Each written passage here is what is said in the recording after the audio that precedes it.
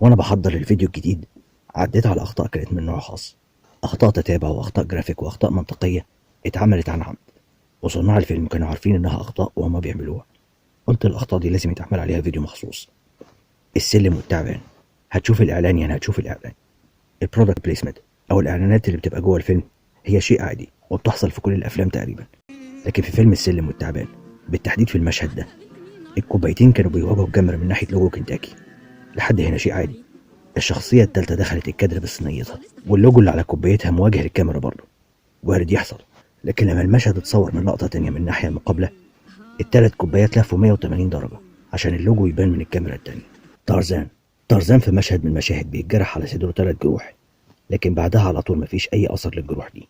الفهد كمان بيتعرض لجرح وبيختفي على طول.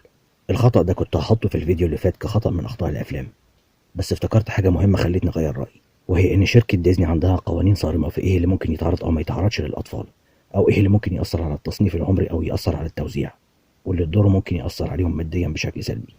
ومن ضمن الحاجات دي هي مشاهد الدم. عشان كده لو تلاحظوا الجروح بتختفي من الشخصيات بشكل متعمد في أفلام الكرتون. مفيش شركة عايزة تخسر، قصدي مفيش شركة عايزة الأطفال يتعقدوا. شباب امرأة. وأنا بتفرج على قناة ماسبيرو زمان كان في برنامج قديم مستضيفين فيه شكري سرحان، وواحد من المشاهدين وجه له رسالة بيلتقط فيها حاجة في فيلم شباب امرأة، وهي إن شخصية شكري سرحان في الفيلم لما كان بينشف وشه كان بيطبطب بالفوطة على وشه بدل ما يمسحها. المتفرج اعتبر إن ده خطأ لأن الشخصية اللي بيقوم بيها شكري سرحان فلاح، والفلاح مش هينشف وشه كده. شكري سرحان وافق المتفرج على كلامه وقال إن هو اضطر يعمل كده عشان كان على وشه مكياج وكان خايف يتمسح منه، فكان بيتفادى إنه يحك وشه بالفوطة. ده ماتريكس.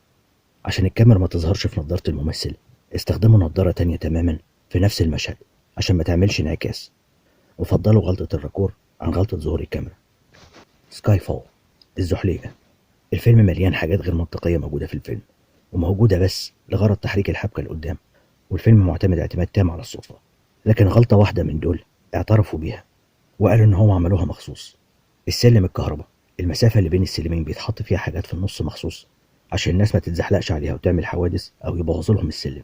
لكن في الفيلم ده الحواجز أو الحاجات دي اتشالت تماما عشان الممثلين يعرفوا يتزحلقوا عليها، عشان السيناريو قال إن هم ممكن يعملوا كده. تايتانيك.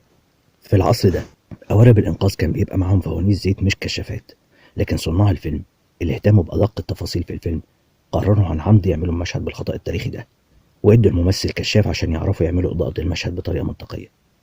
طبيعي إضاءة المشهد الحقيقية مش من الكشافات، لكن هي في الحقيقة من معدات إضاءة بتحاكي لحد ما درجة واتجاه الكشافات. فلو كانوا عملوا محاكاة لإضاءة مصابيح الزيت كانت هتبقى يا إما ضعيفة قوي لدرجة إن مفيش حاجة تبان، يا شديدة بما يكفي إن الكادر ينور، وساعتها شدة الإضاءة ما كانتش هتبقى منطقية. الهرم الرابع، المشاهد اللي بيبقى فيها كمبيوتر مش دايما بيبقى فيها دقة في الأفلام، وساعات كتير بتتعمل بشكل خيالي عن قصد عشان يبقى فيه إثارة للمشاهد العادي اللي ملوش في الكمبيوتر، بالذات في مشاهد الهاكينج. بضلهم يورجونا انه في شيء زي ساتلايت بيطلع عنده على اللابتوب. هذا انا ما قدرت افهمه، انه نفترض انه شابك على ساتلايت يعني انترنت، بس عشان يشبك على ساتلايت يحتاج يكون عنده دش صغير عشان يشبك عليه. هل هو اكشن افلام بس؟ بالظبط، هم حاطين الحاجات دي عن قصد، حركات يعني عشان الناس اللي ملهمش في الموضوع ده يحسوا انه في حاجة خطيرة بتحصل.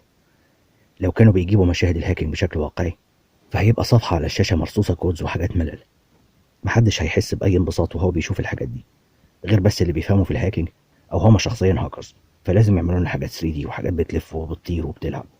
مش في فيلم الهرم الرابع بس، أغلب الأفلام بيعملوا كده لنفس السبب، وقليل اللي بيفضلوا الدقة والواقعية.